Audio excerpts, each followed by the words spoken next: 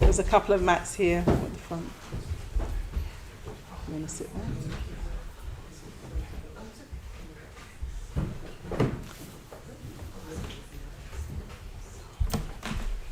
Just use that one because we're going to keep that space free for offerings.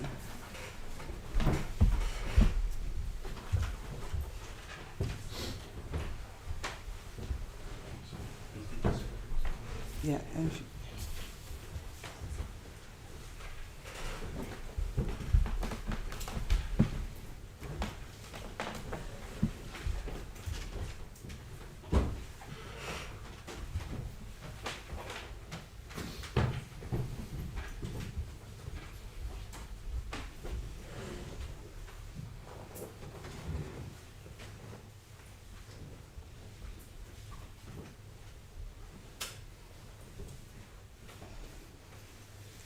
so very good evening to you. My name is Suryagupta. Welcome online as well. We're going to be spending the evening together, and I'm going to be sharing a theme that we started last week called Introduction to Tantra. And this week I'm going to be focusing on ritual. So the ritual's place, or the place of ritual in helping us engage our energies, our emotional energies. So let's start with a small ritual, or the very first ritual we do when we come into the shrine room, which is just to acknowledge the space that we're in. You've come here for whatever reason, whatever motivation you have, you've come here today. This space was created to help us free ourselves from suffering, help us become liberated. This is why this space is here. We built this shrine 40, how many years ago now? 6 years ago? Something like that, 47 years ago. We built this, I wasn't here, but we built this, this was built very purposefully, very intentionally to create a space where anyone could come in and find and learn to meditate to begin with, but really discover more of their own potential, of our own potential, which is what the figure on the shrine represents. It's a historical Buddha, Shakyamuni, and he represents somebody who achieved his fullest potential as a human being. So, connecting with the fact that somebody has done that helps us go, well, maybe I can too. And it's beautiful. We have flowers on the shrine, we have candles. All of those are symbolic of what we're doing here. So we're helping to cultivate our potential. We are doing so through practices and teachings, understanding teachings, engaging in meditation. That's the Dharma. That's part of the Dharma. The Dharma means truth.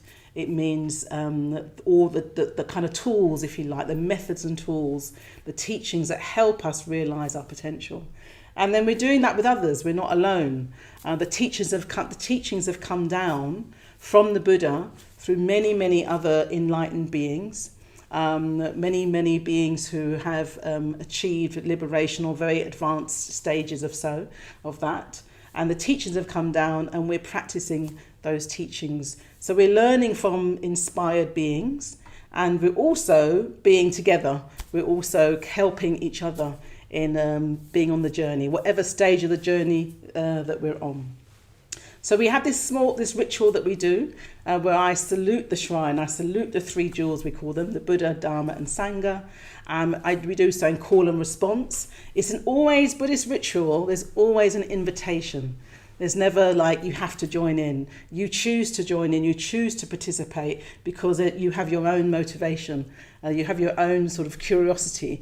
You're kind of engaged in some way or other with your own sort of development. And you sort of have a go to kind of see what effect it has.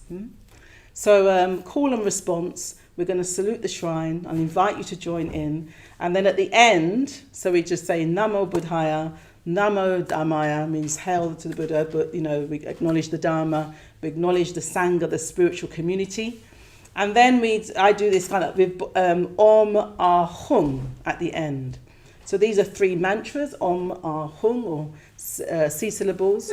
And And what we kind of, when we do that, I'm sort of doing body, speech and mind. So I sort of salute the three jewels with my body, with my speech, with my mind. Mind also meaning heart. So, invitation to join in our first ritual this evening.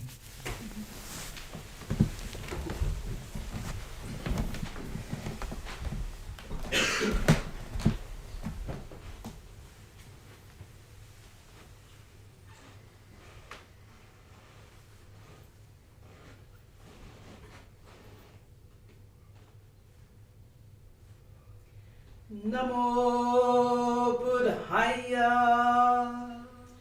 Namo Buddhaya. Namo Dhammaya. Namo Dhammaya. Namo Sanghaya.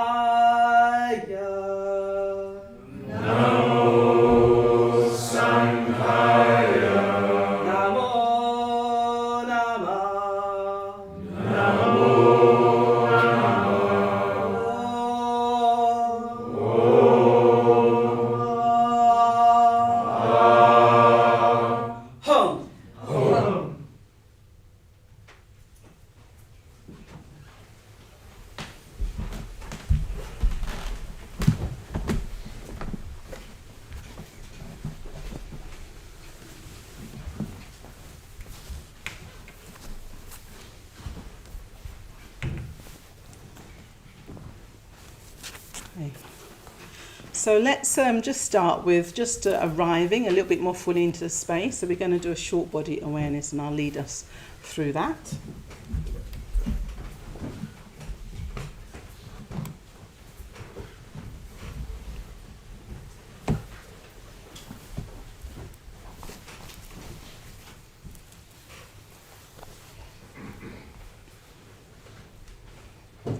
So we've acknowledged the space that we're in. In that process, you may have reminded yourself as why you're here, what drew you here. And with meditation, we can directly connect with our mind, our heart, how we are right now.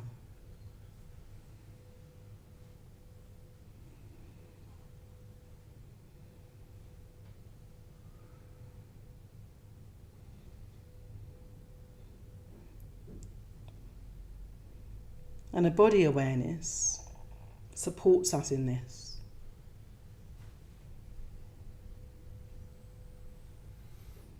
By becoming aware of the body, we become more conscious of the range of our experience.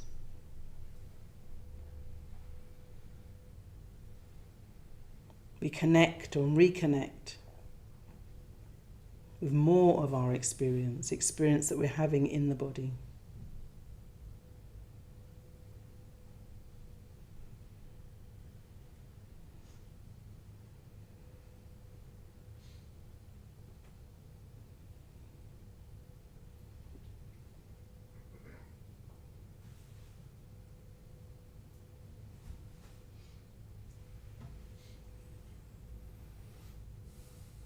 We can begin with being aware of the feet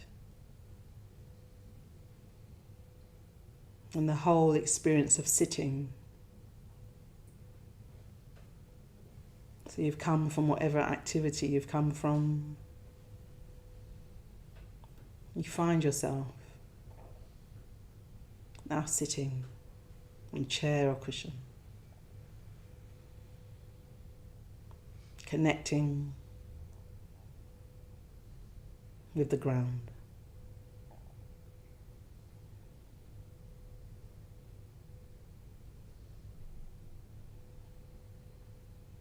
In meditation posture.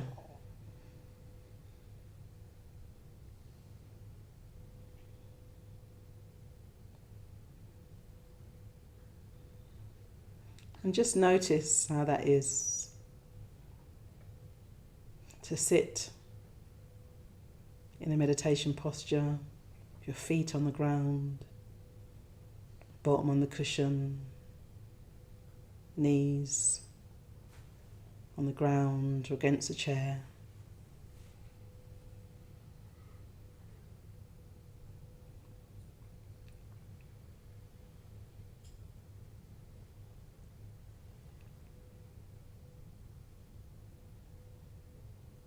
We're often not in connection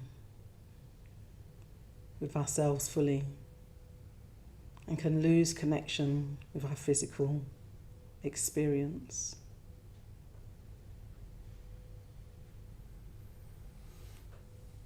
So we have a space now just to become aware of our physical experience.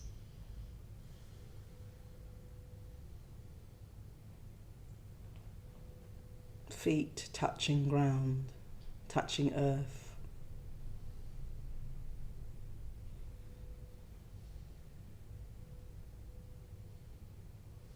Sensations within the feet.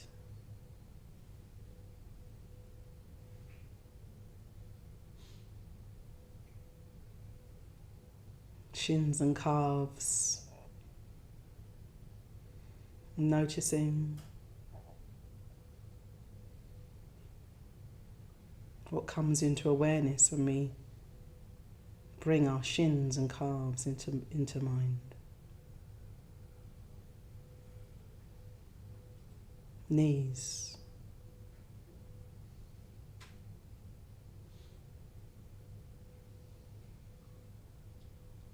Thighs.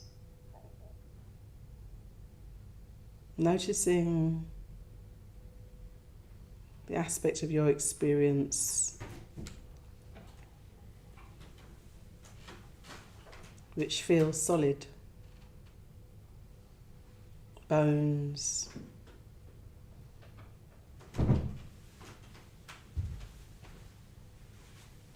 Touching the chair, touching the ground.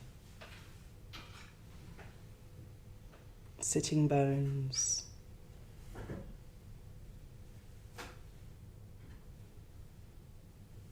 And then bring in the aspects of the experience that feel softer, that feel more yielding, like muscles.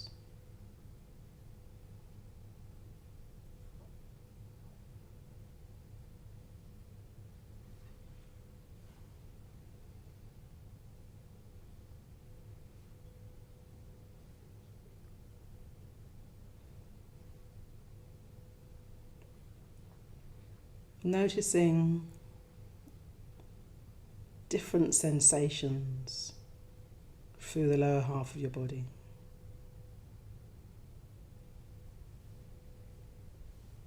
The pressure points, bottom on the cushion.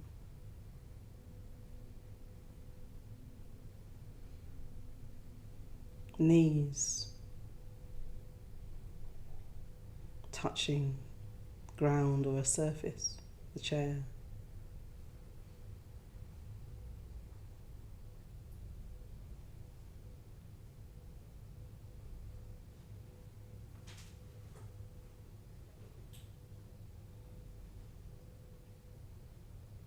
See if you can feel a sense of stability. The lower half of your body, pelvis and hips and groin, all creating a sense of stability, supported by the ground and the earth.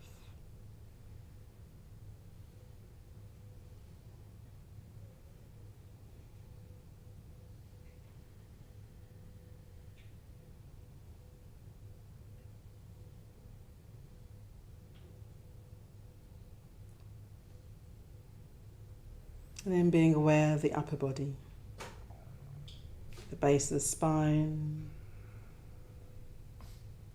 the vertebrae, leading from the bottom of the back right to the base of the head.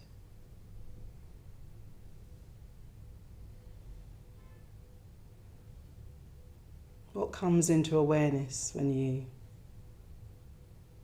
Connect with your back.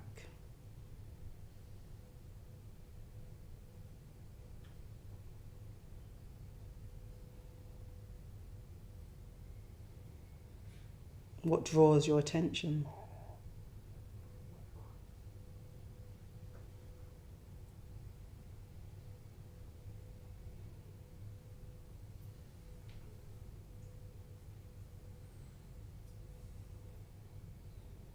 Being aware of shoulder blades, upper back, the top of the shoulder blades, where it meets your arms. And follow attention down your arms, into your hands.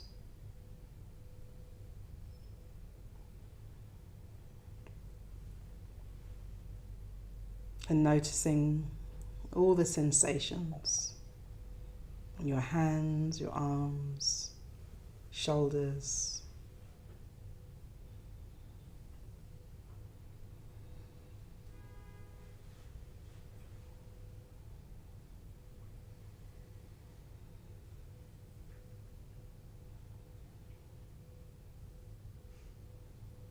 And being aware of your head poised evenly on your neck.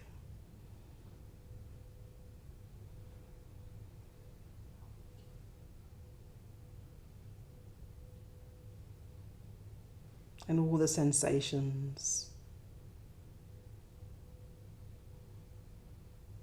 Forehead, crown, back of the head.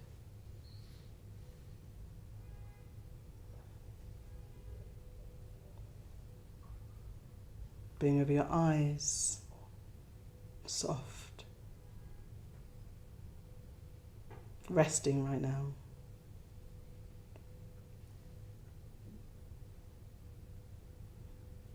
Your mouth and jaw.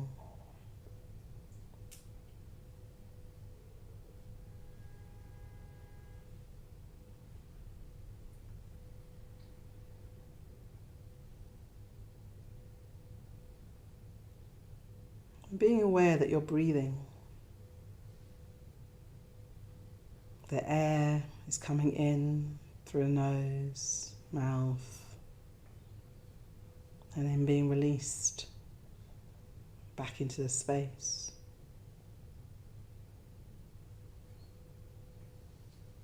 Happens all by itself.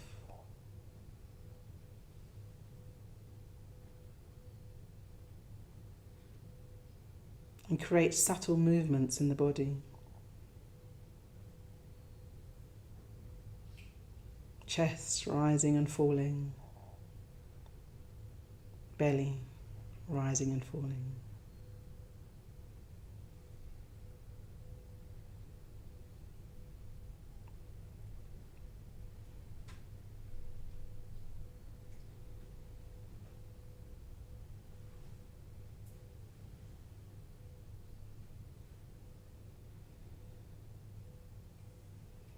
Becoming aware of the body gives us an opportunity to connect, to reconnect. For body and mind, body and heart to come into alignment.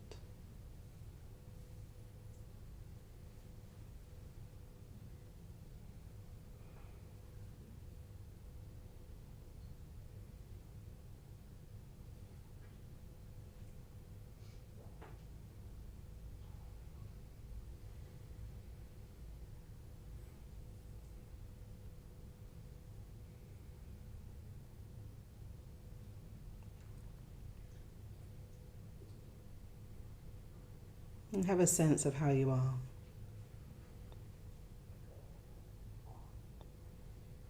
In this moment.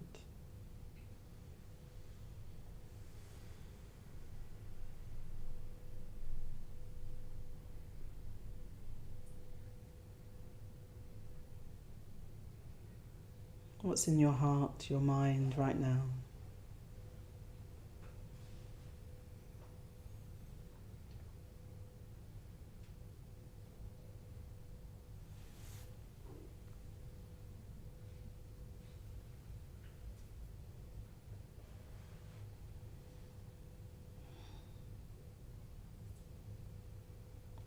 And then getting ready to close this body awareness just by again checking in the whole of your being. Body on the cushion, the ground underneath you, the air around you supporting your being, your life.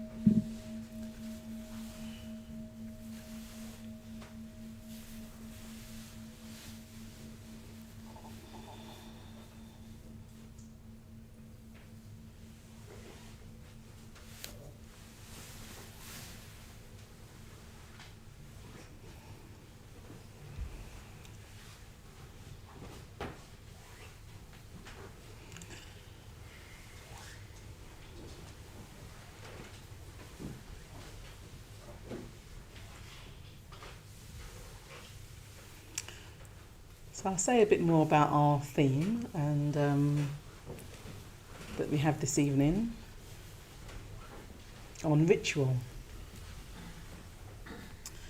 And last week I spoke a bit about Tantra, introduced Tantra, and I said that it really concerns, this aspect of Buddhism that really concerns itself with energy and how we engage our energies so that we are directing our energies for liberation, for freedom, waking up our energies so that we are pursuing what is beneficial to us and others.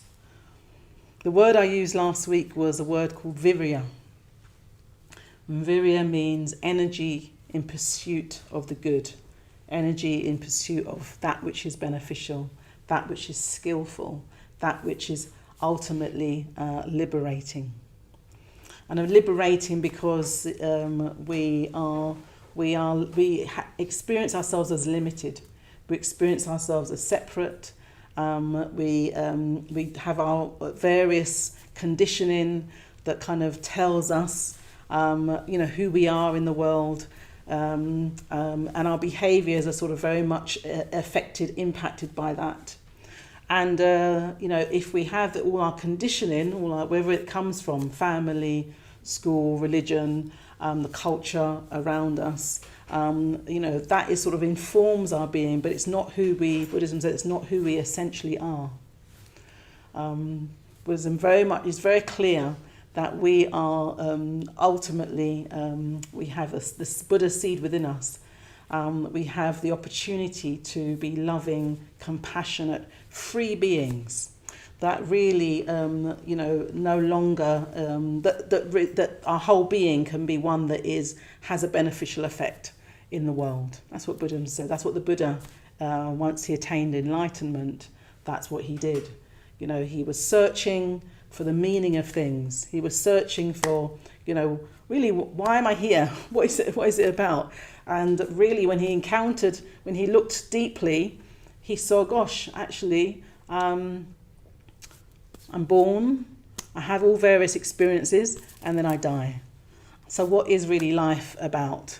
And he was set on a path that was really following in his father's footsteps, to be another leader.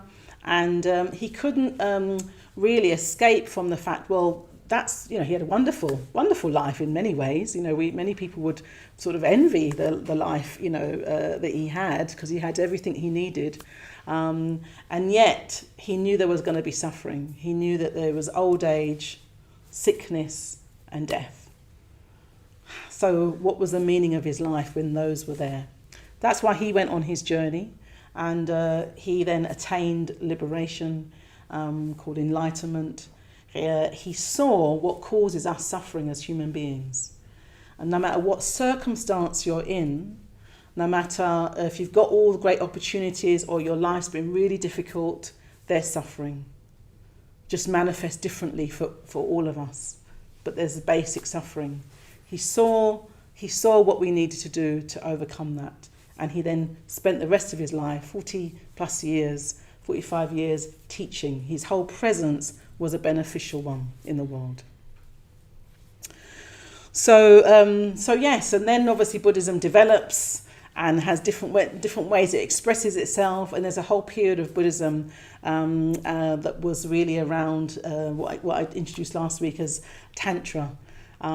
Really very much around making the best use of our everyday experience, and actually engaging all of our energies so that we can find liberation. And ritual is a really important part of Tantra. Rituals in all Buddhism, all Buddhist schools, all Buddhist traditions have these forms of ritual. But Tantra, it's kind of like it's the heart, if you like. It's a really important aspect of Tantra. But what is ritual? If we kind of come back to ourselves right now, I would say that we have ritual in all aspects of our life already, whether you're a Buddhist or not, whether you're going for enlightenment or not.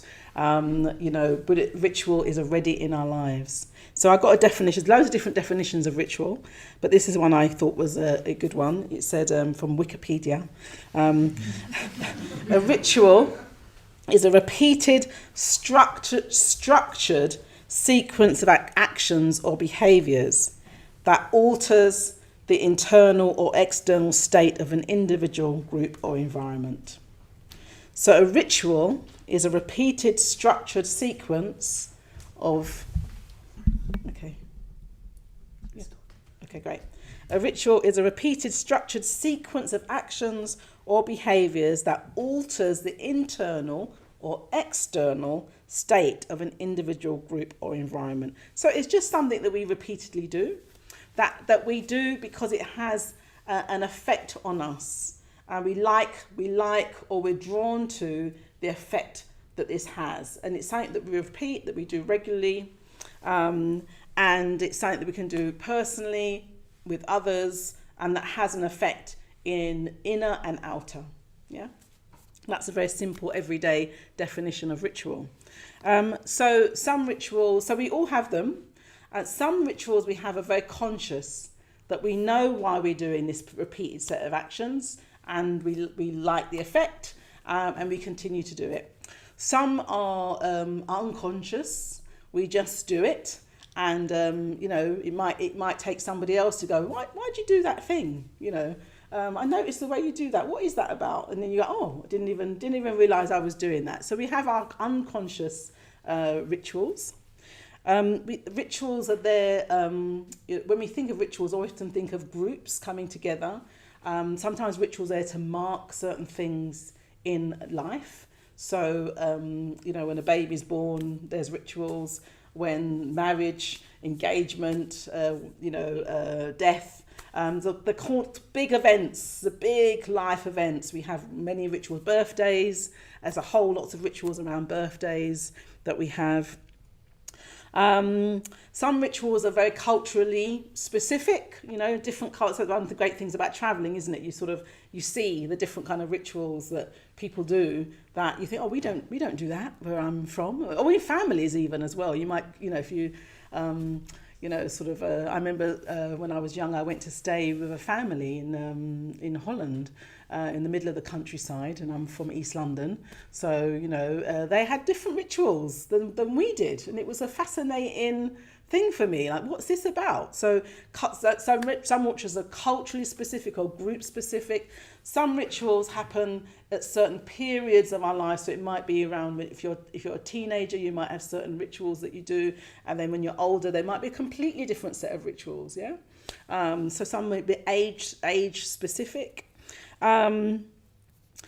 Some rituals, and this is where Buddhist rituals come in, They are really designed to help you evolve. They're designed to help you grow spiritually. They're designed to help you free yourselves, specifically designed, come into being for that. And some rituals, and again, you could say this is for Buddhist rituals and other spiritual rituals, really around what is it to be human. It helps us understand who we are to be as a human being. What is it that's distinct about being human? Although animals also have their rituals, don't we? So don't we? So animals are well, in a way, it's interesting that I said that, because we can think, oh, humans are here and animals are there, but actually, when you start looking at animals, so much of what they do is like, oh, actually, we humans do our own version of that, yeah. So maybe not that so separate in that way. So it's very core to existing, you could say. Rituals are very core to, who we are and how we know ourselves, and how we learn about ourselves as well. And some rituals are really, really beneficial, really, really supportive to us as human beings, and other rituals may not be. They might be unconscious, or it might be mixed. So this is a little exercise for us right now, is to just think about what the ritual, as I've been talking, what rituals have been coming into your mind around rituals that you do. So it might be making coffee in the morning. I started drinking coffee only like a year or two ago. And I got so fascinated by it, because it's like, there's certain types of beans, there's certain types of way you grind the beans, or do you buy like it ready ground, or you ground them? There's different kind of makes. It was like, I just really got into it for a little while. And then now I'm not drinking coffee. So it's like a whole ritual that I'm not doing anymore very much. So it might be a simple one like that. It might be that you write in your journal. That might be a really great ritual for you. It might be going on your phone when you wake up in the morning. Yeah? That's the ritual. Okay? So, and there's some that you think, oh, I know that's helpful to me. And there's some they're like, why am I doing that? Yeah, why am I doing that? Like, what's the benefit of that? What's the downside of a ritual? Yeah. And the real question is as well, in terms, because we're looking at Tantra, is what effect does it have on your energy? So reflecting on your rituals, like what effect? What is this ritual that I do? Why do I do it? What am I aware of, at least, as to why this ritual is in my life? Might be, I've thought this on the way here. I thought, I could start a ritual of buying flowers. I've done that every now and again. Like gone a weekly or fortnightly flowers for myself. Really lovely ritual. Like, it's a very simple thing to do, but it has an effect. Yeah. So think about what is the ritual that you engage with. What are you aware of as to why it's in your life, and what purpose does it serve that you're aware of? And what effect does it have on your energy? And it could have a really beneficial effect. It could be mixed, or it could be like, well, I'm not going to judge. This is not about judging here, actually. I was going to say going on your phone in the mornings. But it might be, because when I used to do that for a little while, I was just like, I'm just catching up. I'm just catching up with like stuff, news and what that person's doing at the moment, because actually, if I followed Instagram, because it was really interesting what they said the other day, and I'm curious. And then it was like, is that really why I'm on it? Is that really what's going on? Yeah. So sometimes we have rituals that it has a certain purpose in our lives for a certain while. That purpose might change, but we're still doing the ritual. Yeah. So now, as we do it, get into, say, groups of 3 and share your ritual.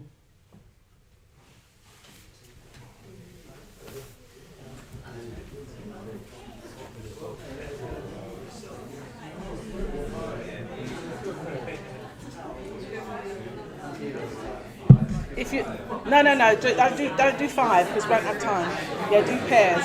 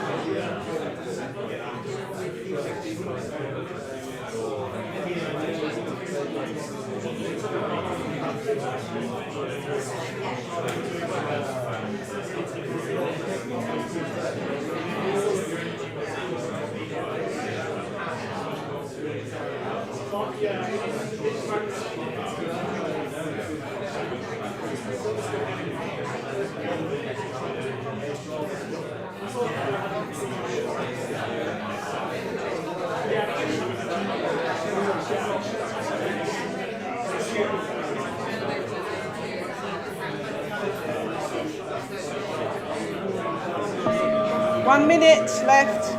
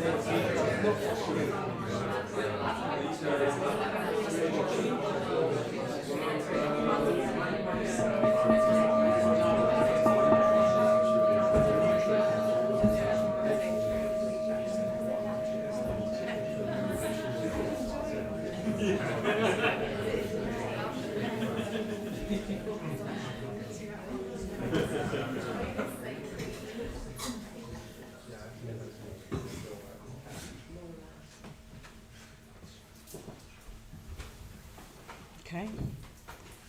So, anyone want to share, or let's hear a few rituals, and also contemplating what the energetic effect they have.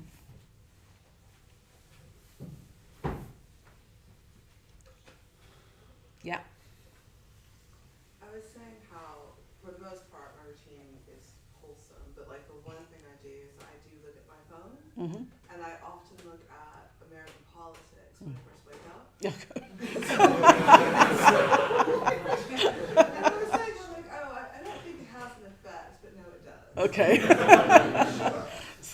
So looking at your phone, and particularly in the mornings when you wake up, first thing you do, and specifically American politics. So not nature images.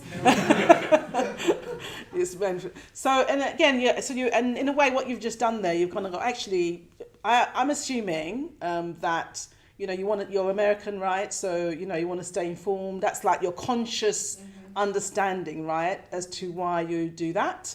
And because there's a lot going on there, you're like, okay, I want to know, right? That's your conscious reason for doing it. But what you also said is that actually you recognise it's not actually having a particularly beneficial effect. Yeah. What is the effect it has on you? I think it makes me feel really anxious.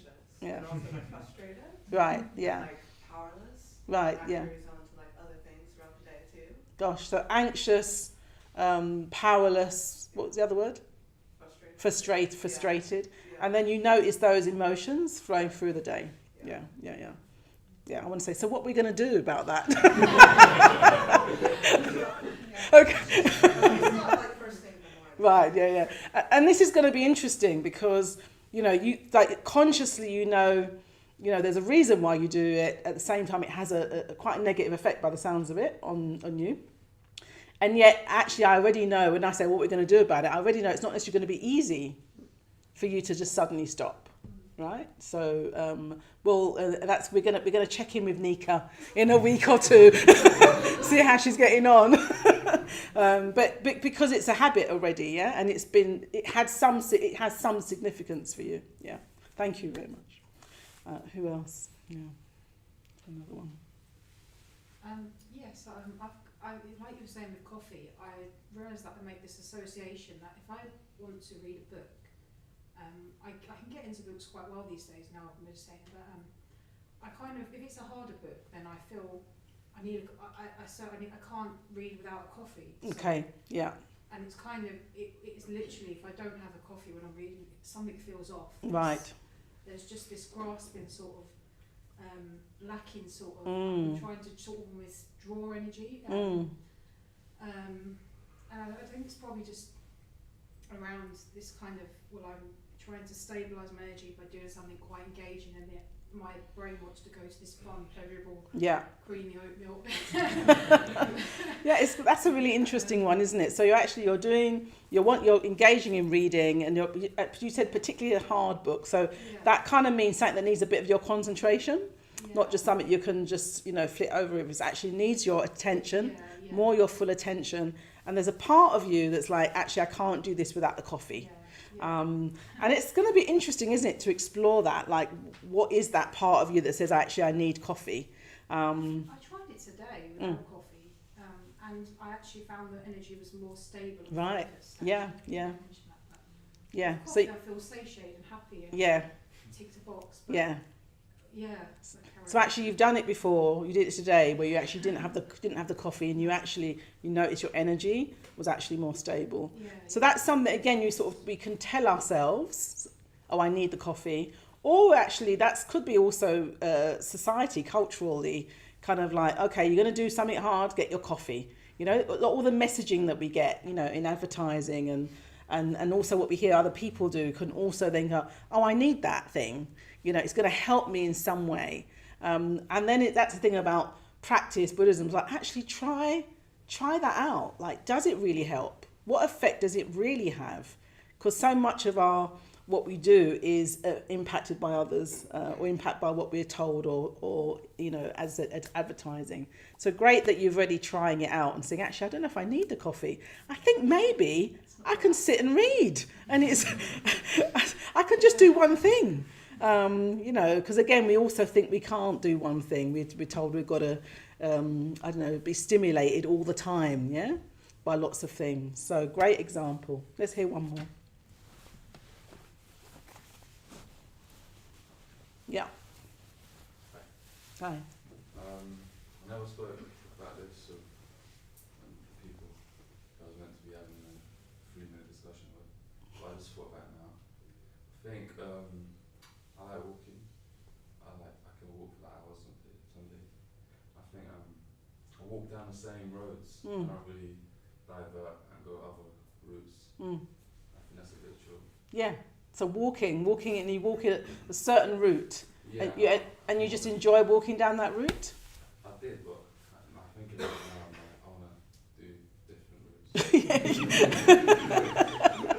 routes. So actually, you just realise that you walk the same route, and you can think. I mean, I do that. I can do that with driving because I drive here, and I'm like, I have a route that I like to drive.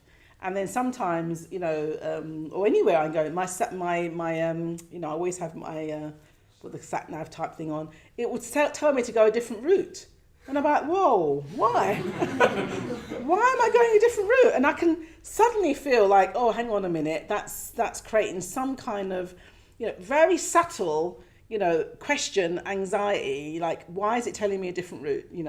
And it's just we're creatures of habits, aren't we? We're creatures of habits, and it gives us security to repeat the same thing again and again.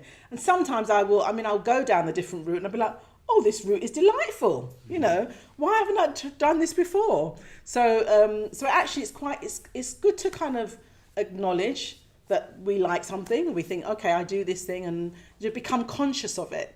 Yeah? But also then go, actually curious, what's it doing? Why am I doing this? How is it helping me? How is it beneficial? What happens if I change it?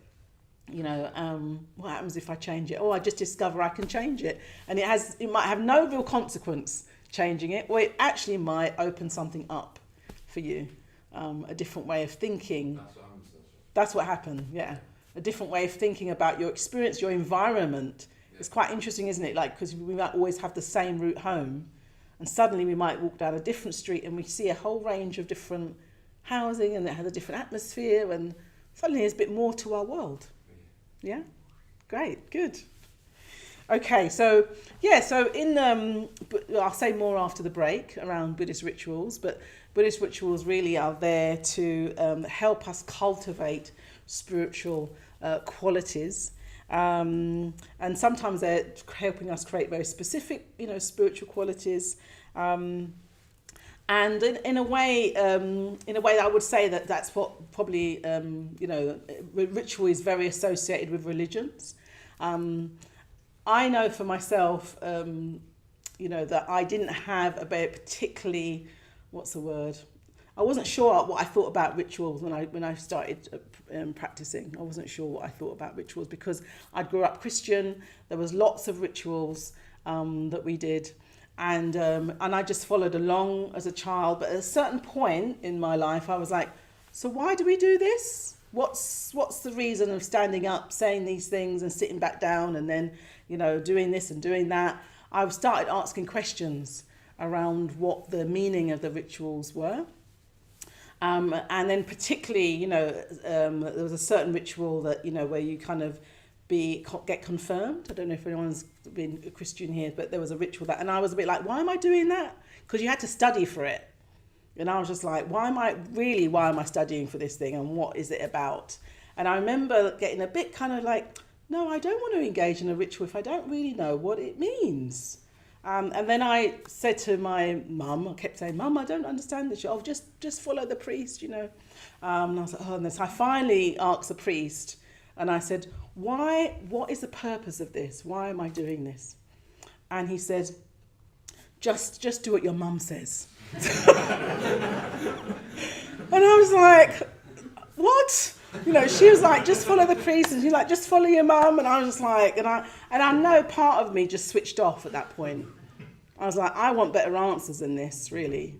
So, you know, it is important to have an understanding as to what a ritual is, you know. And we just talked about rituals in our everyday lives, and then there's spiritual rituals. What are they really doing? Why? How do they work? Why do we have them? And that's what we're going to be exploring, you know, in the break after the tea break. So let's spend our last few minutes just in meditation again.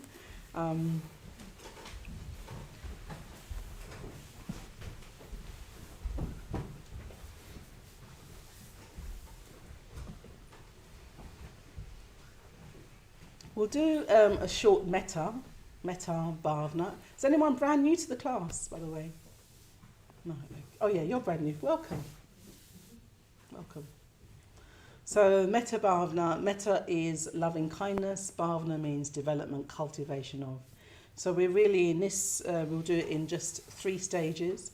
We'll bring ourselves to mind, and really have a well-wishing for ourselves.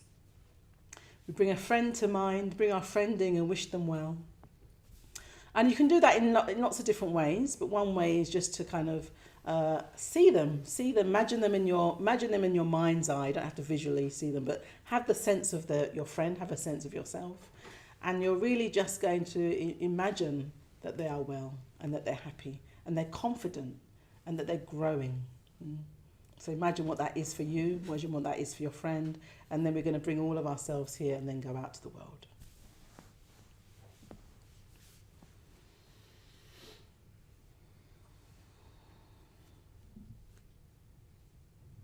A short metta bhavana.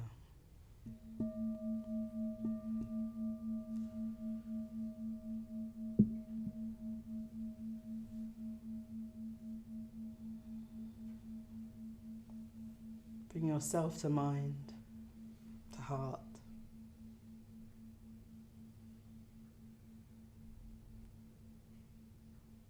Acknowledging how you are right now.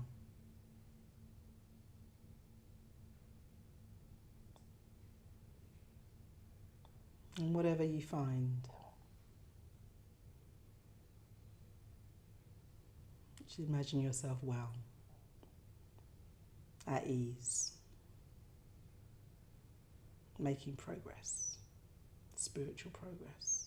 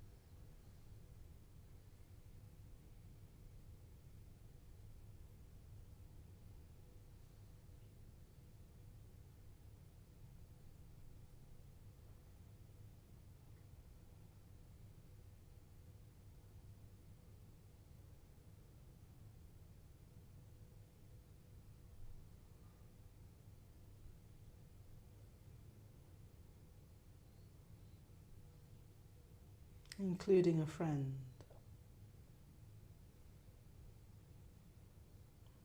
Still with your experience, being open to your experience, and recognizing your friend, like you, wants to be well, at ease.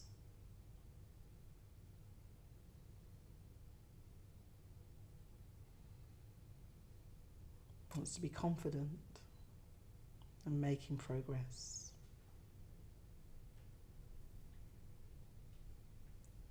So you can imagine them in that way.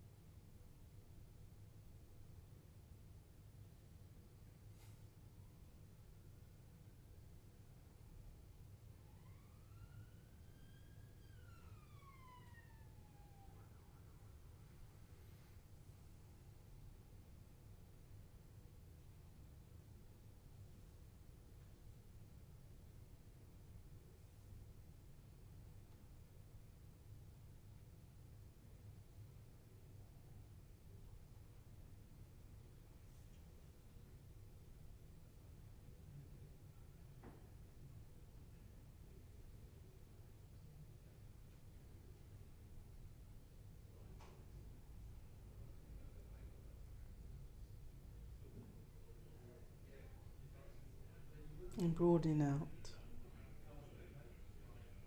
including all of us here.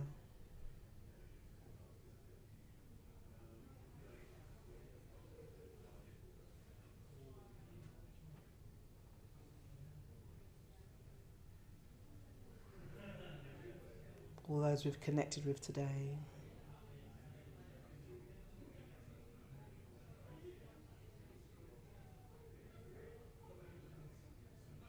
All beings everywhere.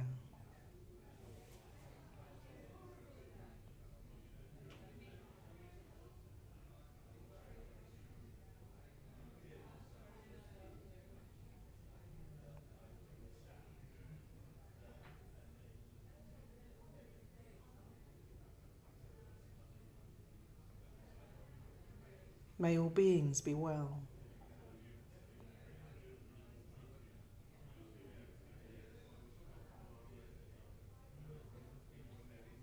May all beings be free from suffering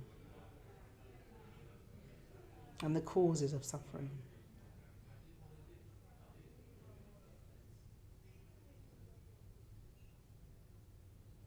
May all beings find happiness, well-being, and the causes of happiness.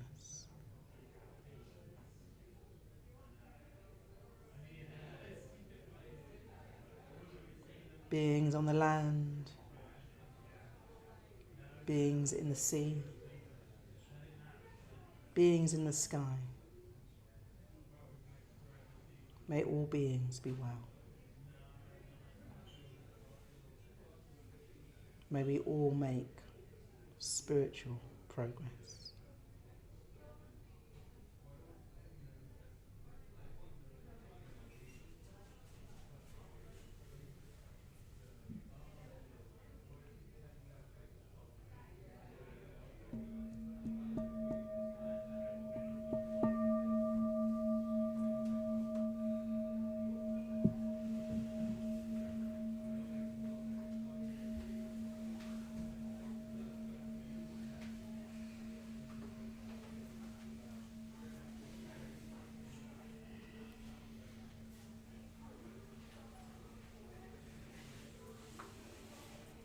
So feel free to stay here if you'd like to be quiet. Otherwise, there's this tea break, and I'll see you after the break. Thank you.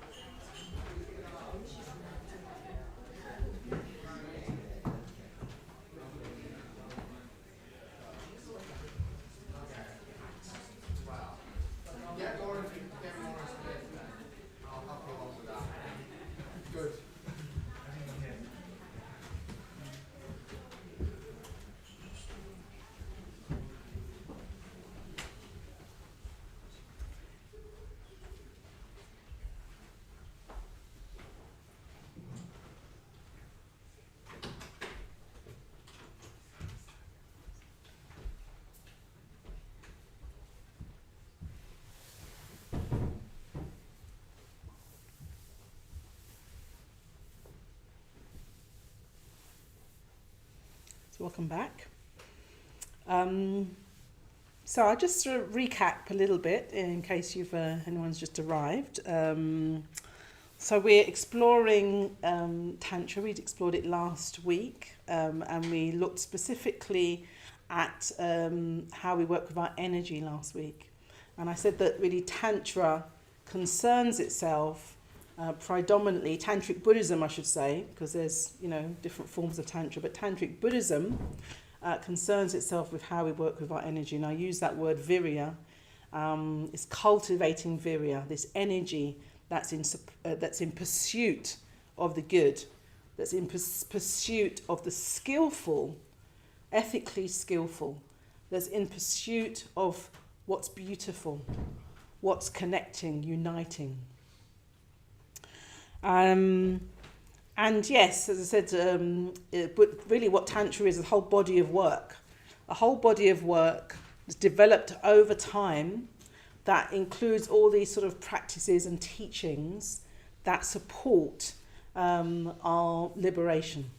And it's very, I see Tantra as quite practical really. It's like, let's use all of our experience in order to, and all of our energies, let's engage all of our energies, because if you really want liberation, if you really want to be free from suffering, if you want to free yourself from conditioning that really limits you and your experience, then we need all of ourselves.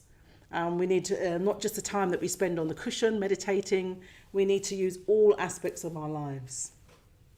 So that's what Buddhist Tantra is concerned with. And we're looking today at ritual.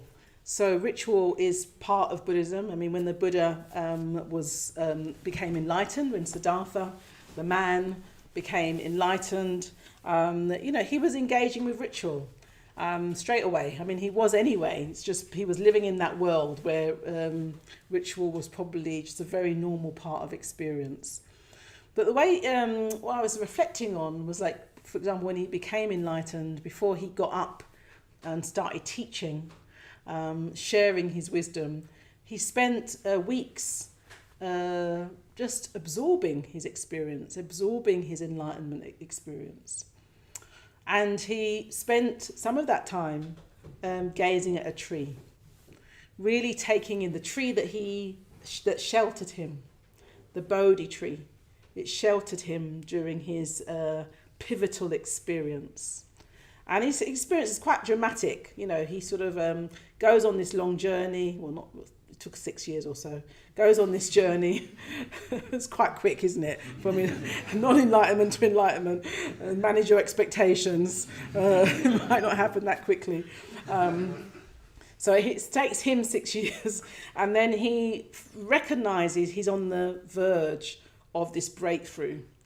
And so he sits down at this spot and he says on this grass, if you go to our retreat centre, the statue there that we have of the Buddha is sitting on this grass, kusa grass it's called.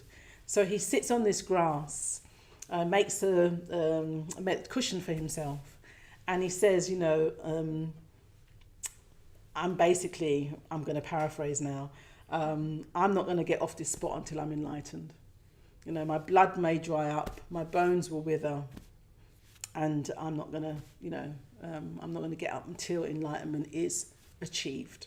That's the level of his, sort of confidence, but deep determination, deep commitment. So he goes through his whole experience, becomes enlightened, and really becomes almost like has a new level of consciousness, new type of consciousness. And the first thing that he does is gaze at this tree and sort of express gratitude for this tree, for sheltering him during his enlightenment experience. That's like a ritual to me. That really, that for him, I described ritual as before the break. I described ritual just got off the internet. A repeated action or behaviour that you do, and that sort of creates changes a state, inner or outer, or in the environment. That's one definition of ritual. the Buddha gazing at this tree and really reverencing, really kind of, expressing gratitude to this tree was part of his ritual that marked the beginning of something new. And it really sort of recognized, it's like the sacredness of the tree. It's like that tree had significance to him. It wasn't just a tree that is functional, that you chop down and make a fire with, yeah? It was a tree that had significance, and he was acknowledging the significance of that tree. And that really gives us a little glimmer of, the importance of ritual, really. It's acknowledging significance.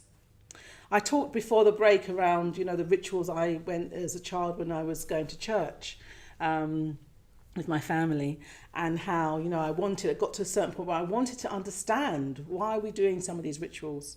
Some things I liked, though. I liked the rituals around singing.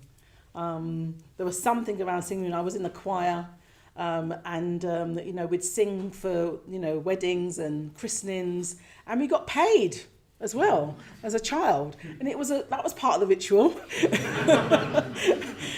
Getting paid, and we'd always go and buy sweets or chips. It was like that was part of what we did, and so I've got very positive associations of that. But then when I wasn't given a real reason or something I could engage with in intellectually, conceptually, consciously about what the rituals we were doing, I sort of disengaged. It's like I couldn't just keep doing actions repeatedly without understanding why I was doing them. So I sort of disengaged. But fast forward many, many years later, my mother died this year, and she was a Christian, and we had her funeral, and I remembered so many of the songs and so many of the rituals, and actually in that context, because I knew how much it mattered to her, I knew it sort of comforted her, in her latter years. In that context, the rituals had significance again during the sort of funeral rituals, the number of them that we did. It really had significance, and it was very comforting, very connecting, very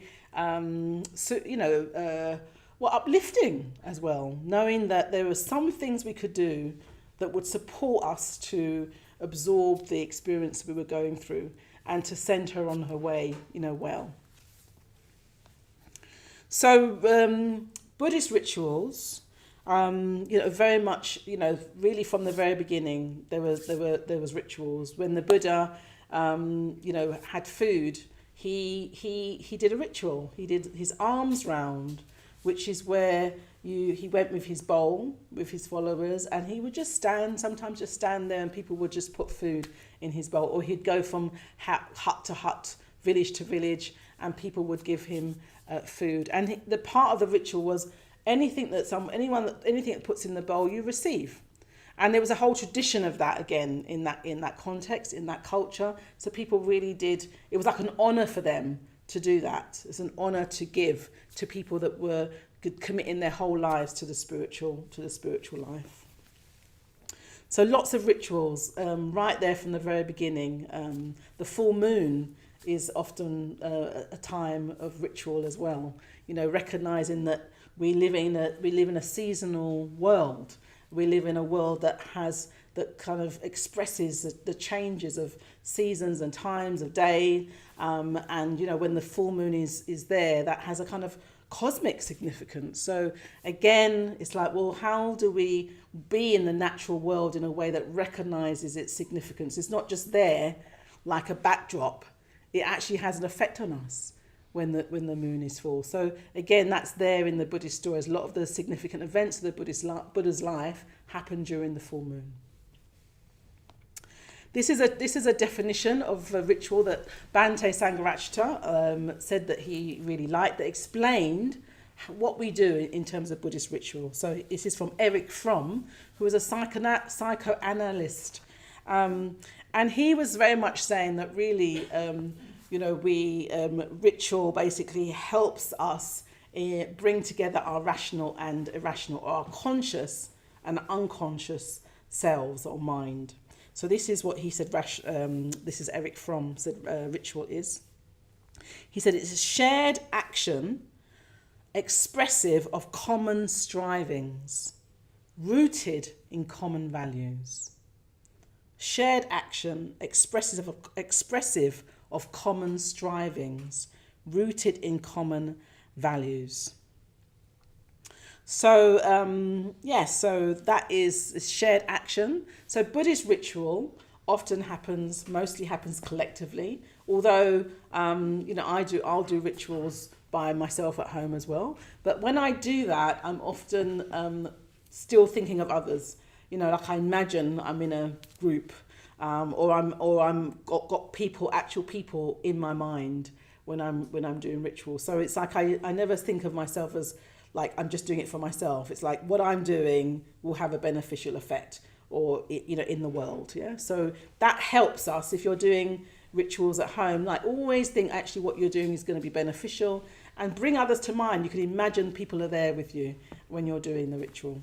But the shared action is important, something that we do together, expressive of common striving. So there's an effort that's involved in ritual. You participate in it. It's not something is put on for you, as it were, and that you just sit and watch. Although, as I said earlier, Buddhist ritual is an invitation. You don't have to join in. You can choose to join in. I always encourage people to join. I'm like, try it. It's up to you, but try it. Because in a way, you never know what your experience is going to be until you participate in it. Yeah. But the first ritual I went to, I didn't join in.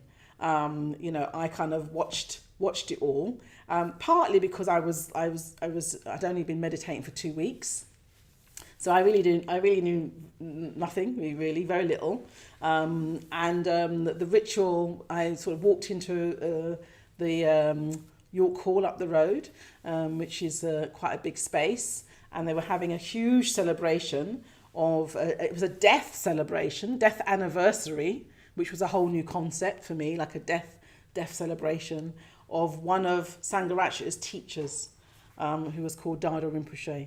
So Sangharakshita had a number of teachers, and one of them was called Dada Rinpoche, and he died the year before, and this whole event was celebrating his life, but a year on, so they called it a death anniversary, yeah? And I walked in, really, I was invited, a friend of mine said, why don't you come to this, ritual, and I was like, okay, I'll get to see what the Buddhists are like, because I didn't really know any Buddhists, really. I say a friend, it was somebody I met on a weekend retreat, so, I didn't really know him either. But, I liked him, and he said, there's this thing happening, so come along. So I went along, and there were hundreds of people there. So, and I just stayed the whole day listening to stories about this teacher. I wasn't going to stay the whole day. I thought I'll just pop in. I'll pop in, have a look at the Buddhists, what they're up to, and then go home. And then instead, I just then was captivated by all these people that had known this teacher, known this guru. He was an incarnate lama, which means that he was recognized as a reincarnation, if you like, of a previous lama. So very sort of realized being, really, or very advanced in his practice. And it was all about his life, and it was such an inspirational life. He ran a school. So that was something I didn't, not that I knew anything about Buddhist reincarnate lamas either, but if you'd have asked me, I'd have been like, oh, they're probably sitting teaching the whole time or meditating the whole time. But he was running a school for refugees, for Tibetan refugees. And they said that he would meditate from 4 a.m, 5 hours till 10. And then he'd join in the activities of the school. And after school finished, he would carry on his practice. And they talked about him as being like a mother and father to them, because many of them were orphans from the invasion. And they really brought out this quality of this man who really had a wellspring. This is how I experienced him. Like, he was very engaged with the children, and if they had parents as well, and in all their struggles that they were experiencing being refugees. But he had this wellspring of joy. It's like this energy. This is it. His energy was like very available. there wasn't a sense of him being burdened by anything. It was like he was quite playful, very engaging, very just connected with people, like very wholeheartedly in his life, and that being like a great inspiration to people, and a huge amount of compassion, huge amount of kindness. So that was, I was hearing all the stories, and then, you know, the friend who had invited me there, I saw him towards the end of the day, and he went, "Oh, you're still here?" I was like, "Yeah, I'm still here." And he was like, I said, "What's happening now?" And he went, "Oh, there's a puja happening." I said, "What's a puja?" And he went, well, you're about to find out. And basically a puja is a Buddhist ritual, a devotional ritual, with seven, there's two pujas that we do. There's a sevenfold puja that has seven moods, seven qualities, if you like, that it's expressing, and we do a short version of a threefold puja as well. So there was this sevenfold puja which Suryagupta, the founder of the movement, he was leading. He'd been leading most of the day as well. He'd been introducing the different speakers, so I sort of got to see, you know, what he was like. And then he was leading this sevenfold puja. And I really had nothing. I mean, I had got my early Christian, you know, experience, and then I sort of had disconnected really from all things like that, you know. For me, after I disconnected from religion, if you like, for me the arts were the things that would, you know, get me really engaged. Yeah, so I got very involved in the arts. But there was this, there I was in a room, hundreds of people, a huge shrine, a very colourful shrine, flags everywhere, like very colourful flags. I remember the space being one that was very, lots of energy. The way people were connecting with each other, lots of laughter, and then these really, really poignant, moving stories about this teacher, about this guru. And then at the end, you know, we're doing this puja, and I'm just sitting there going, well, no one explained it, of course, you know, they didn't say, well, if you're new here, you know, this is what we're doing, or anything like that. It just plunged in. So there was basically Suryagupta was reciting the verses, and I wasn't joining it, but everyone else there was call and response. So the pujas, we do a call and response, and I just listened, and, you know, but there was something about the puja, the sevenfold puja, which, you know, evokes qualities such as rejoicings, you know, going for refuge and committing. It evokes qualities of like letting go, if you like, letting go of things that are unskillful, that don't serve us in terms of confession. It evoked being open to teachings, being open to the truth. It was something about those moods. I sort of was just going along with it, and then in the middle of the puja, there's what they call the Heart Sutra, and the Heart Sutra is it's a wisdom teaching. It's like the essence of the heart of Buddhism, the heart of the wisdom. And I heard the Heart Sutra, and, you know, didn't, on one level, thought, what on earth is that about? Don't understand that at all. What does it mean? Everything else I sort of understood, even though I might not have connected with it. I sort of like, okay, they're rejoicings now, or they're now talking about commitment to the truth or the path. This Heart Sutra, I had no real understanding of what it was about. And yet, at the end of it, I was like, I don't understand it, and yet it's the truth. Like, I know that's the truth.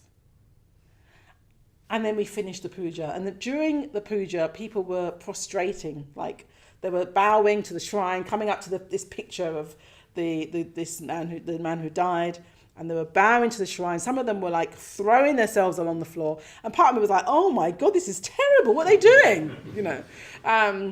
But another part of me was like, "Wow," because it didn't come out of nowhere. I'd heard all his life. I'd heard the way he changed people's lives. I heard that he really cared for all these children who had nothing. And somehow or other, I knew that the puja, the words we were reciting, were evoking something of his being. And not just his being, something of what happens if you really become compassionate, if you're really wise, if your energies are free and you're able to benefit others. This free-flowing beneficial activity, I thought, oh, that's what he's doing. That's what his life had become. Free-flowing beneficial activity that came from a wellspring of joy, a wellspring of awareness, of wisdom. So I saw it in him, and so when people were throwing themselves at I was like, oh, I'm never going to do that. What are they doing? But another part of me was like, I could see that they felt able to do that. They were not inhibited. They were not holding themselves back. They were allowing their emotions to flow freely to what mattered to them. So this is it. This is what effectively a puja, is. Buddhist ritual is. And Eric Fromm's description of it. Let me find that again. It was a common striving. Yeah. So it was shared action, expressive of common strivings, rooted in common values. So there was a collective effort that everyone was engaged in that was rooted in values. And these values were ones I understood. The pursuit of truth, trying to really understand what life is about. Really understanding, recognizing that we can we can be beneficial. We can have a beneficial effect in the world. We can free ourselves from suffering. Recognizing that some of our suffering, all our suffering comes from delusion, ignorance, hatred, greed. Those, I got all of that, really. And it was like, these were the common values that were being expressed. And everyone was coming together, reciting these verses, and then kind of opening their hearts, if you like, so their energy would flow towards those values. So puja, or Buddhist ritual, involves our body, speech, and mind. It involves our body because we are engaging our bodies. We might be making offerings. That's what people were doing. They were lighting incense sticks, or a candle, or they were actually prostrating. So it involves your body, even as simple as just using these, reciting something and using these beads, these mala beads, these prayer beads. That's involving something, that's involving your body in some way. So it involves your body, involves your speech, because you are reciting verses, often very poetic verses. Certainly the sevenfold puja that we do is devised by Sangharakshita, but he drew the words from an ancient text of another realized being. So very evocative often the words of a ritual are, and they really sort of engage your imagination. Particularly that text. So you're reciting words, and this is important because when you're reciting words, particularly because it's repetition. How many of you have done a puja? Or quite a few of you. So if you've done a puja, you know that we do the same puja over again. We don't kind of change it each time. We might put different readings in and that kind of thing, and put a few things around it, but we're doing the same thing again and again. So, but the difference is like the words are very profound usually. They point to real meaning. So the challenge of a puja, the practice of a puja, the practice of ritual is to put yourself really there, and to kind of go, these words matter to me. What the meaning of these verses, they hold significance for me. So therefore I want to recite them in a way that engages me, rather than just go, oh, here I go again saying the same old thing. That's one of the dangers of, not dangers, what's the word? One of the challenges of a puja, really, that it is a practice to be fully present. So there's a common striving, there's common effort to be present to what matters most, to what is significant, the values. And then we're doing it collectively. There is a leader, usually there's a leader of a ritual. So the leader I see is like a conductor, really. It's like there's a great sound that's going to be created, a great experience that's going to happen. And you need someone to kind of keep it all kind of flowing. Yeah, so that's what the kind of leader of a puja is they're the ones who kind of start us off. They do the call and response, and the more present they are, the more connected they are with the kind of essence of what's being communicated. In a way, I see that having an effect. In a way, they create the space, but then it's very participatory, like a conductor. Like the conductor could be amazing, but if the musicians are going, oh, what am I going to have for breakfast, and they're playing, if they're not really present, there's nothing the conductor can really do to make that happen, right? So it's a collective experience. So this is Eric Fromm as well. He says, ritual is a symbolic expression of thoughts and feeling by action. So this is that you're taking part, you're putting yourself in it. It's not a passive experience where you just hope that something will wash over, hope something will come. Having said that, the very first puja I took part in, I didn't actually take part in. I sat and watched it. But gosh, the effect it had. This was what was real. I mean, this is several hundreds of people. Sangha actually are leading it. We've had this whole day of inspirational talks. So it was building up. But I remember very distinctly leaving the venue. It was dark. It was raining. I had about an hour and a half journey to get to an hour's journey to get to where my parents lived, where I was staying over. And I walked out of there, and I was only going to stay there for half an hour, So there I was, hours later, and I walked out of there, and I felt my life had already changed. I felt like I can remember the rain on my face, and feeling like I'm enjoying the rain on my face. And I remember some stars in the sky. It was a bit cloudy. There was a few stars. I sort of remember that moment of leaving that venue and feeling like it completely had transformed my mind. I was not just getting the bus, getting the tube and do my ordinary thing. It was like everything became significant. The journey home was one of significance. So we involve our body, we involve our speech by evoking these qualities that we're looking to develop, or the values that we're looking to get behind to engage our emotional energies in. And then we're also looking to, we're working with our minds.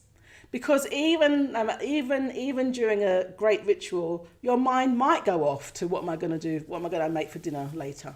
It might go off, it might get distracted, because we're not actually that practiced in being wholehearted. Mostly, I think you were describing that earlier, sort of the reading of the book, and yet there's the mind also wants some other stimulation at the same time. We're not used to being wholehearted and having every bit of us engage in something, and particularly something that's beneficial and wholesome and actually helps us feel more whole at the end of it. We're not that used to that. So our minds might go off during a ritual, and then we just go, okay, let's bring it back. It's okay, I'm getting used to being present to something that matters to me. And this is where, the kind of energetic aspect is, because we're basically, we're not used to being very wholehearted in quite a lot of our lives, because our emotions are not very engaged. We can be quite emotionally blocked or stuck, really. And we're so much more of our emotions than we are thoughts. We can think you can read a great book on Buddhism, or you can have an idea like, I'm going to change his habit, and this is why I'm going to change his habit. But then when you come to change the habit, it's not that easy, is it? It's not easy because our emotions are engaged with that habit. And until we get our emotions to be free and then redirect it to where we really want our emotions to go, we're going to stay in the habit. And no amount of just telling yourself, we've all done it. I'm sure we've all done it. We're like, right, tomorrow is going to be the moment. Yeah? Or you do a list. Yeah, you don't do like, I'm going to do this, I'm going to do that, I'm going to do this. I used to make all kinds of lists of myself. You're going to do this and do that. And then by this time, this is going to happen. By that time, that's going to happen. And then, this is the New Year's resolutions as well, right? So, and then a few weeks in, like, what was that again? What did I say I was going to do? It's sort of gone. And that's not because we're lazy or we don't care or it's just because our emotions are not behind it yet. We're so much more our emotions than our thoughts. And there's so much of us that we're not yet aware of. So there's so much of us that's still unconscious. So you have the famous analogy is the iceberg. The mind or the heart is like the iceberg. And most of it is submerged underwater. So what we identify with is just the tip. That's us there. That's us. But actually, most of us is beneath the ocean. Most of us is unconscious. We're not yet in full awareness, and most of our emotional energy is below the surface. So what we need, therefore, is to engage our emotions. If we want liberation, if we want anything that really matters, we have to engage our emotions so that our emotions are flowing in that direction. And Bhante really talks a little bit about where does our emotions go then? If they're not really engaged in the thing we really want them to be engaged in, what actually is our emotions doing? What's contributing to us being stuck, if you like, or not that free-flowing, wholehearted? Got any ideas? What do you think? What do you think keeps our emotions a bit not as fully engaged or free? So it's like in terms of the Pali language, it's a moha. Moha means unable to see the truth. Mm-hmm. Mm. Yeah. This is one of the. Yeah. So unable to see the truth. So it's a bit like we've got these veils, like these kind of curtains. Yeah. We've got these sort of various curtains that we just can't see very clearly in. So we just think, oh, well, this just must be how it is, and then that can cloud our emotional life. Yeah. Anything else? Any other reason why we think our emotions are not flowing so freely? Yeah. Because we're suppressing them. Suppressing, yeah. And why do we suppress our emotions?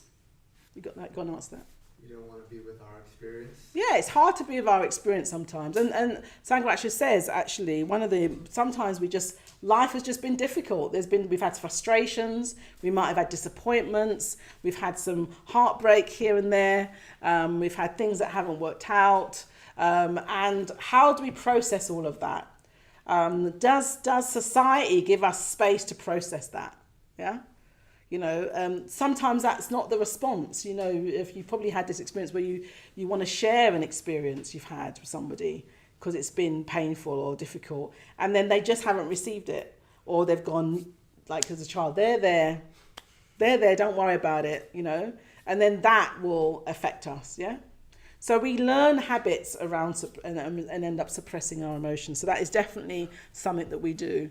And so one thing around practice, meditating as a Buddhist, practicing as a Buddhist, is that you give space to your emotional life. You give space to process your experience. And if you've got friends, absolutely brilliant, because who can help you do that, because then it's like, oh, they share their experience and they help you with yours, and suddenly it's like, oh, I don't have to carry this thing around anymore.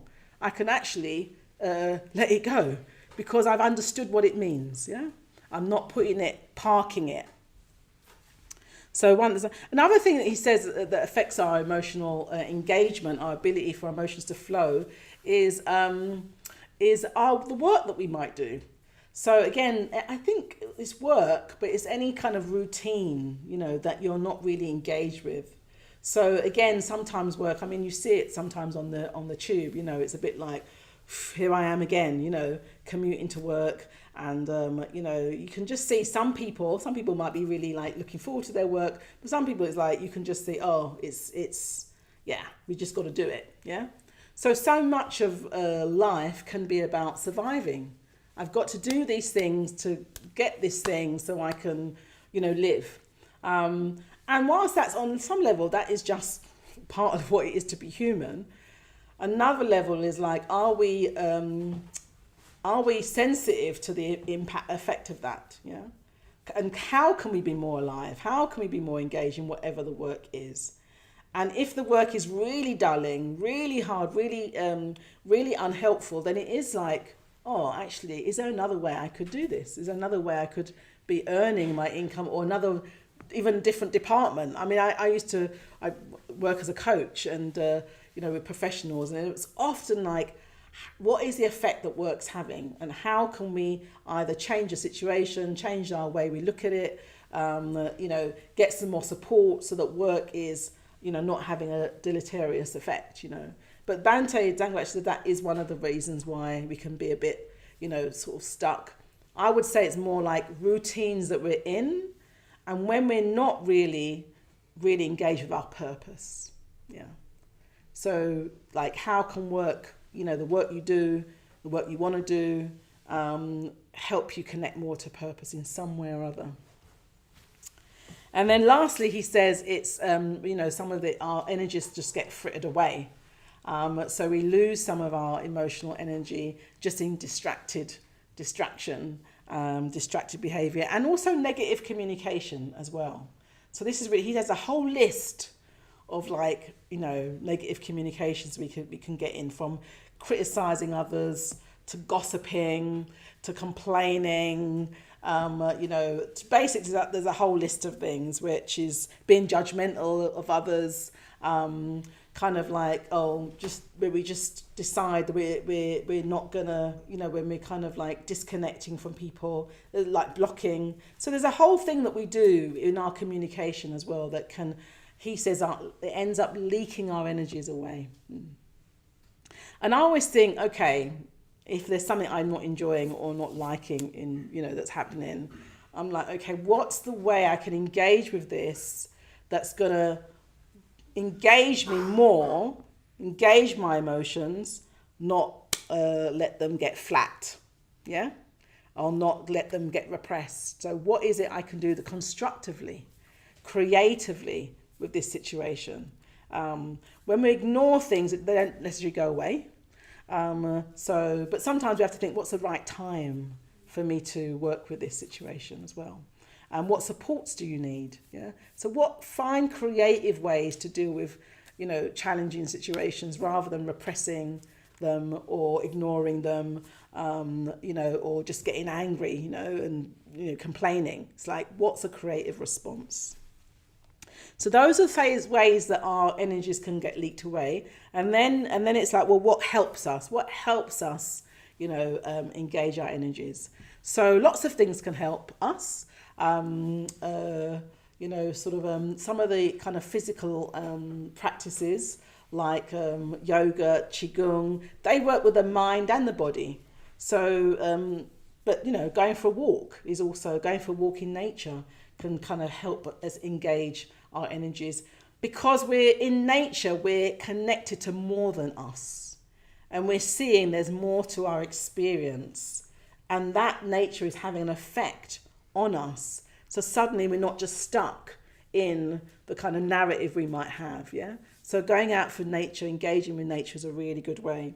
Journaling is another way, just actually getting our experience out, seeing it more objectively.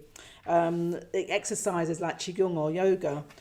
Communication exercises. We actually do communication exercises sometimes on retreat, where you actually, some people are smiling. It's like, I think they're actually really great, because if you've done them, you know that you've done them. But really, in those communication exercises, you're looking at another person, and you're being looked at, and seen. You're being seen, let's say, and you're engaging with another, and then you're practicing communication in that way.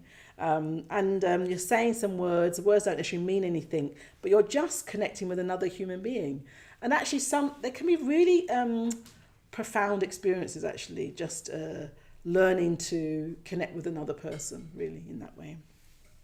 And then, of course, Meditation, the metabhavana practice, the practice of loving kindness, designed to help us get more aware of what's going on for us mentally and emotionally, help us be aware of others as well, and their experience, and help us direct our emotions to the good, to what's beneficial, to what's freeing.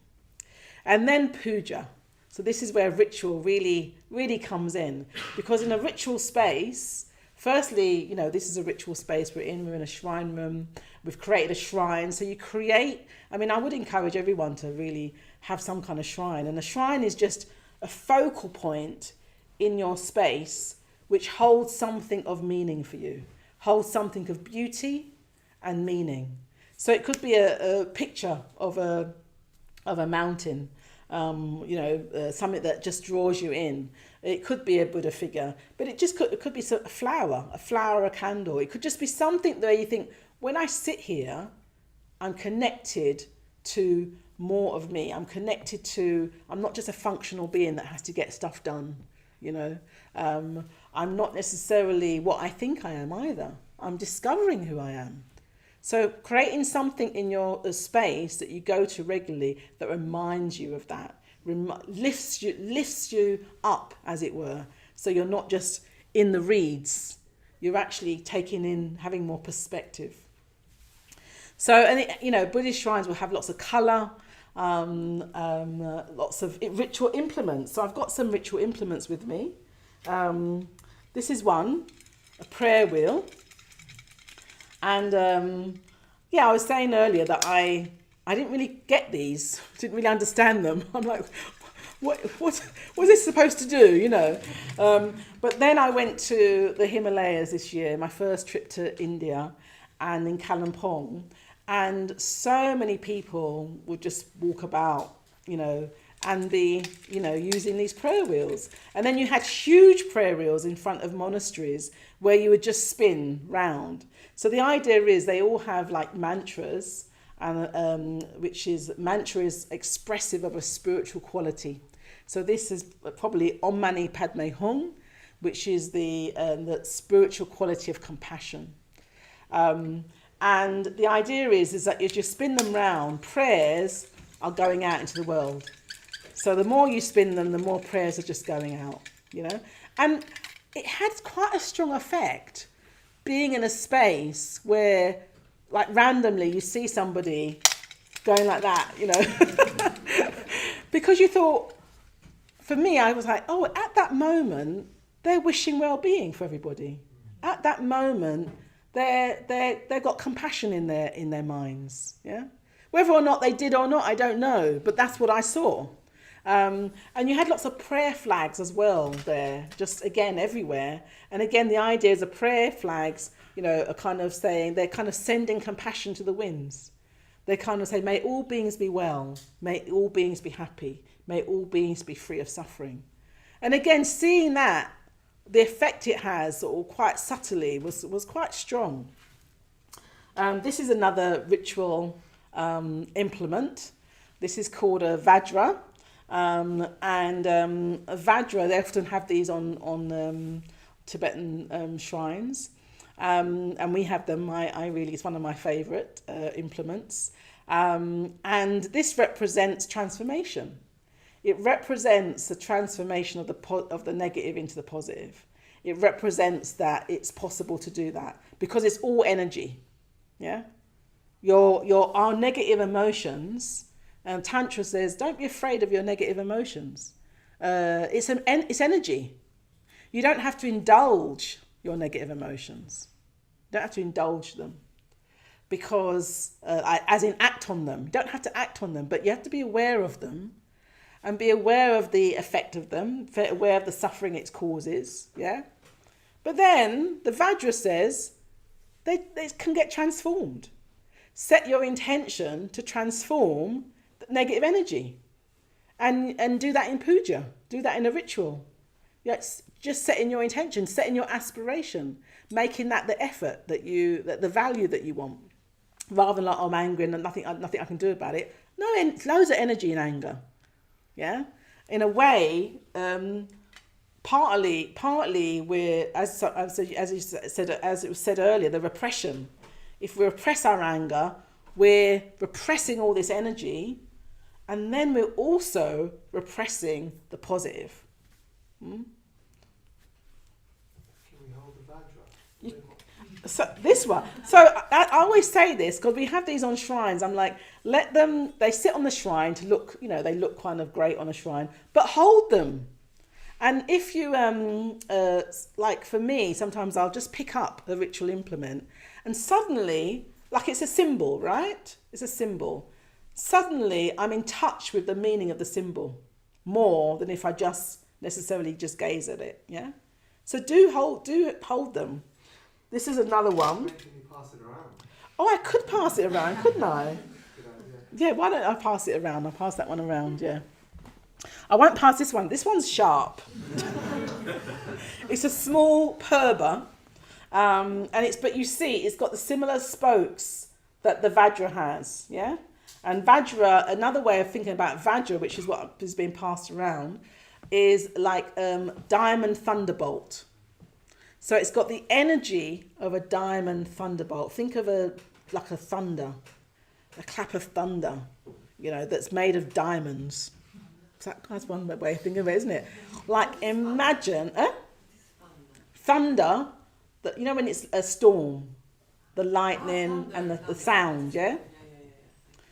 So a Vajra is like a diamond thunderbolt, and it says that's the energy that's going to take you to enlightenment, that level of energy.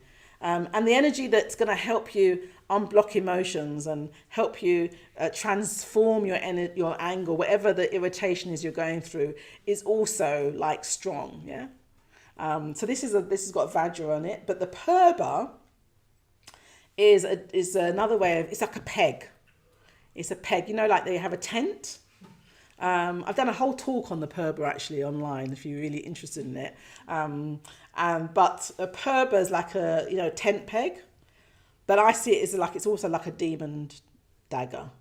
So the idea of it is that you identify the obstacle, you identify the thing that's getting in the way of your liberation, the thing that's the curtain, the veil. You identify it, and rather than just go, oh yeah, well I think that's just it's my habit of being a bit sarcastic or a bit critical. Rather than just doing that, you go, you nail it. You go, this is an obstacle, and the nature of this obstacle is this, and it has this effect, and if I transform it, what's the positive going to be? Where's that energy going to go more positively? So this implement reminds you that we have to be very specific if we really want to change. We can't just be vague. We're like, yes, this is an obstacle. We identify and name our different things that come into awareness, yeah? And it reminds you to do that. So I like that one as well. There's loads of different implements you can have. I mean, the singing bowl is another one. It makes a certain sound. And sound is important in ritual. Sound is really crucially important. We have the words that we say, we have the images that we evoke, and then we have the sounds that we make. So with mantra, we use mantras in rituals. So mantra, one way of describing a mantra is that which protects the mind. That which protects the mind. And the idea of it is the mantra, it captures a spiritual essence, a spiritual quality. It captures that quality, and then you reciting it, you may be reflecting on that quality, but really crucially, it's like the sound equivalent of that quality that you're experiencing. So really crucially, it's like you're having the sound vibrations of that quality.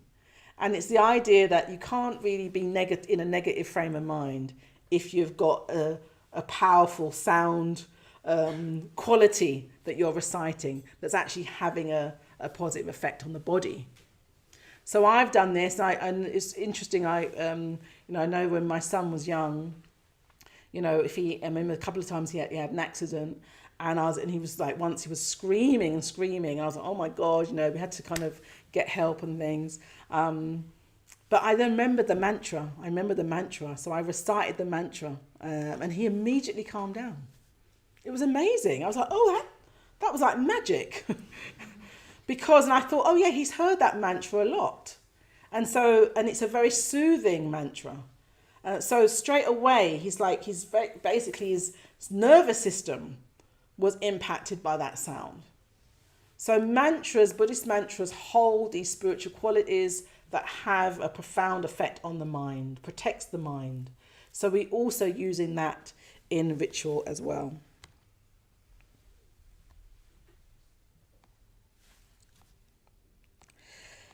In essence, doing Buddhist rituals, we put into our hearts, our mind, what matters most to us. And we bring our body, speech, and mind into that.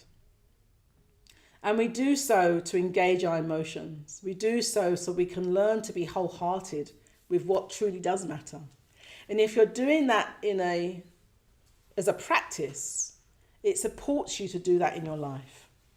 It supports you so that you're not taking your life for granted. So even having a cup of tea can be a ritual. Yeah. Washing up can be a ritual. You can be drinking the tea, and rather than like gulping it down and thinking about something else, and then go, where's my tea gone? It's just gone. You could be drinking your tea and tasting, inhaling the aroma, and recognizing that tea has come from another place, that all these people have put their efforts into that tea, that actually people have been drinking tea for hundreds of years and thousands of years, and you're part of that, that the tea is nourishing you. That drinking tea can become a whole experience of living, a whole experience of the world. In fact, one of my favourite quotes is by the Vietnamese Zen master, who says, drink your tea as if it's the axis on which the whole world revolves. Because everything is in that tea, if you really look at your experience. Everything is in that tree that the Buddha sat and gazed at, Would he have become? It was a key part of the conditions that helped him become enlightened. That tree had a whole history. It still exists, that tree. The ancestor of that tree still exists in the Mahabodhi temple in India, and I saw it and I sat underneath it myself for the first time this year. And I led a ritual for about 800 people. And, it was an incredible experience. Because I sat there in India, in the land, the very earth that the Buddha became enlightened, and the stars were out, and people were chanting, and in call and response. And suddenly I felt transported back, 2,500 years. I imagined myself right there at the feet of the Buddha. And I thought enlightenment is real, because we wouldn't be here without it. I wouldn't be here now having this experience if enlightenment hadn't happened, if the Buddha hadn't taught, and if he hadn't shown me the way to work with my everyday experience and give it significance. Because that's what ritual is. It's a way to give our experience significance, because we are significant. We're not just here to survive, we're here to grow, we're here to be liberated. And we need all our energies, all our emotional energies for that task. And we need something worthy of us to move towards. That's what I want to say. So shall we do just a mantra to end, yeah?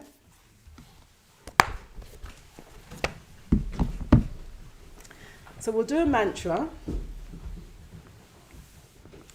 And as part of the mantra, you can make an offering, which is as incense or candle. And we'll do a mantra, we'll do the Maitri mantra. Maitri is metta means loving kindness. So we're evoking those qualities within ourselves and in the space that we're in, And as we go, as we end and leave, that's some of that quality is going to go with us. Yeah. So I'll say it a couple of times, and you can join in if you wish.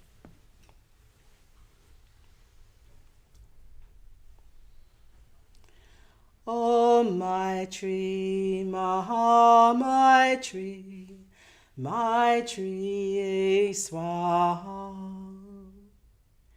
Om Maitri, Maha Maitri, Maitri Swaha.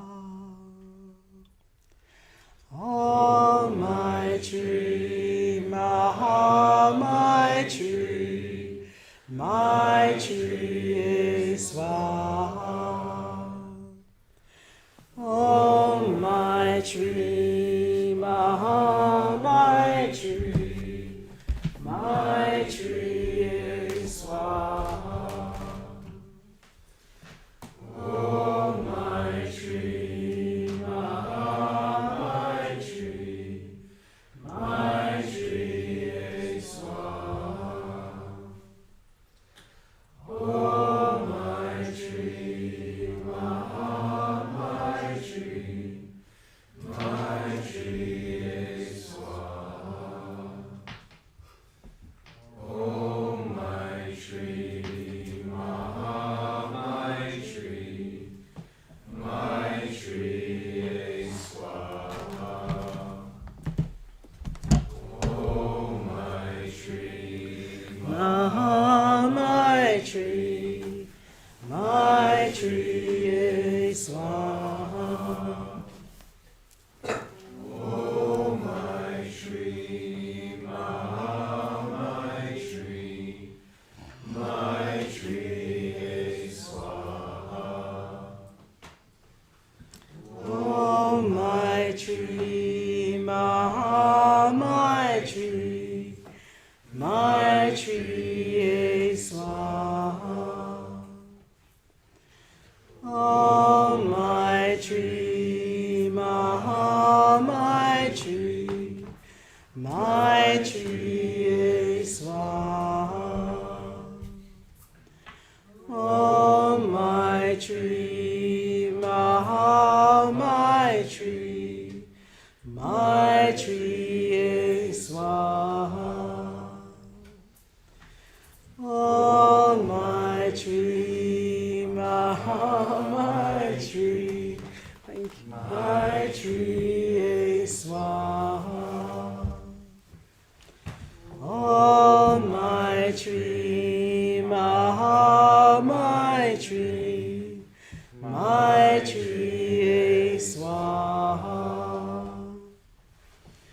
Om Maitri, Maha Maitri, Maitri Swaha. Om Maitri, Maha Maitri, Maitri Swaha.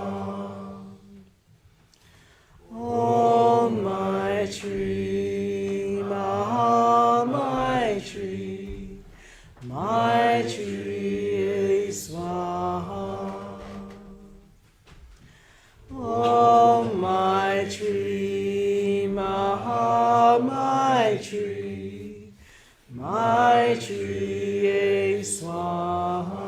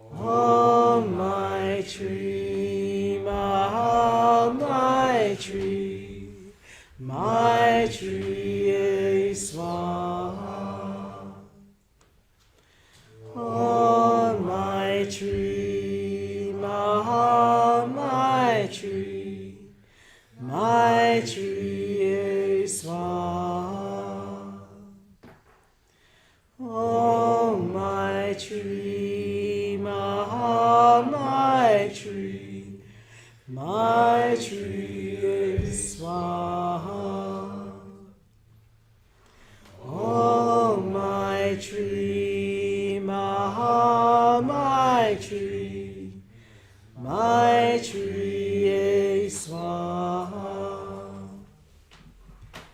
Om Maitri, Maha Maitri, Maitri Swaha. Om Maitri, Maha Maitri, Maitri Swaha. Om Maitri, Maha Maitri, Maitri Swaha. Om Maitri, Maha Maitri, Maitri Swaha. Om Maitri, Maha Maitri, Maitri Swaha. Om Maitri, Maha Maitri, Maitri Swaha.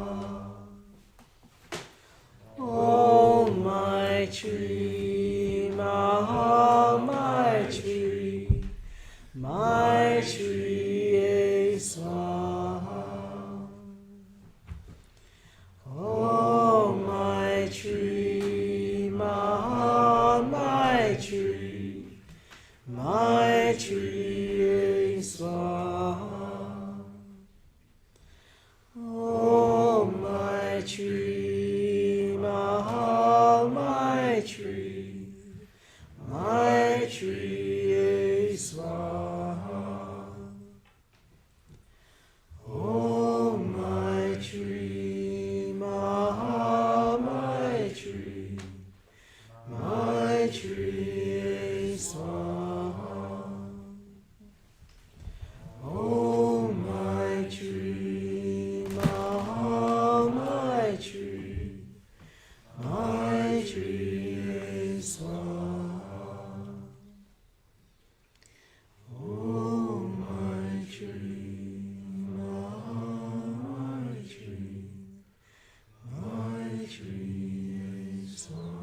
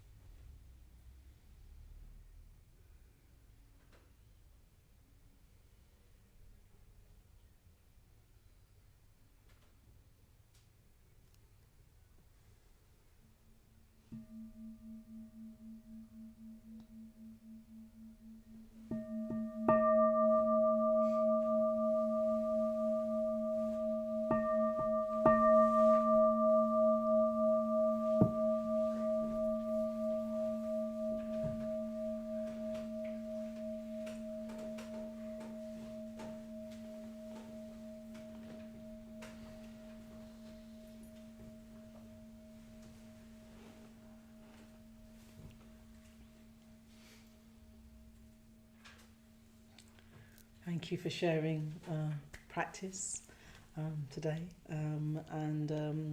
Yeah, we're continuing sharing Dharma, sharing teachings next week. So I look forward to those of you who can be here.